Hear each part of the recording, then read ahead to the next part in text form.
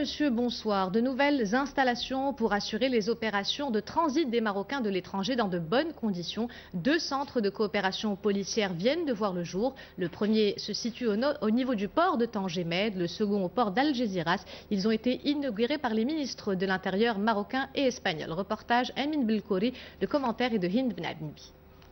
Ce centre de coopération policière maroco-espagnole est une première hors de la communauté européenne. Mis sur pied suite aux accords bilatéraux signés entre le Maroc et l'Espagne en 2010, le centre vise à renforcer la coopération bilatérale dans le domaine de la lutte contre la criminalité transfrontalière. C'est le premier cas de coopération mutuelle, de présence mutuelle et sur le même lieu des policiers, des agents de la gendarmerie royale, des officiers de la Guardia civile et de la police espagnole, ici à Tanger, de l'autre côté à Algeciras.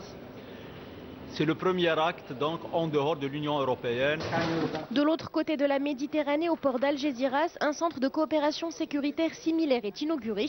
Dans cette structure, des équipes conjointes seront chargées de l'échange d'informations et des demandes de renseignements présentées par les autorités des 2 pays. Des centres similaires sont établis sur les frontières espagnoles avec la France et le Portugal. Aujourd'hui, c'est avec le Maroc. Cela représente un pas en avant significatif dans l'étroite amitié qui lie les 2 pays et leur coopération policière et sécuritaire. Autre objectif de ces centres de coopération, permettre le déplacement des personnes et des marchandises dans les meilleures conditions. Premier défi à relever pour ces structures maroco-espagnoles, l'opération Transit 2012 pour laquelle plus de 2,5 millions de Marocains résidant à l'étranger sont attendus.